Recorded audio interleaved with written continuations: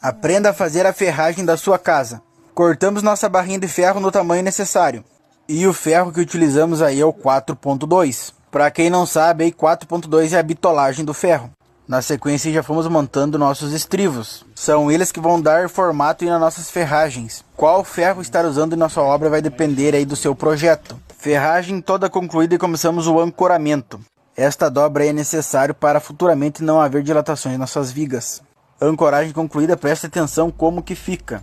Desta forma, as ferragens ficam completamente travadas.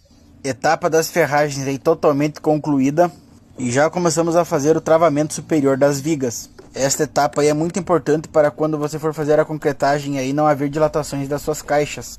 Tudo ok, aí já começamos a concretagem. E para quem quer a medida do nosso concreto, aí tem nos vídeos anteriores. Corre lá e assiste e já fica por dentro de como construir uma casa do zero. Eu estou dando todo passo a passo. E aí, como vocês podem ver, concreto concluído. E para você que chegou até aqui, já segue nós aí!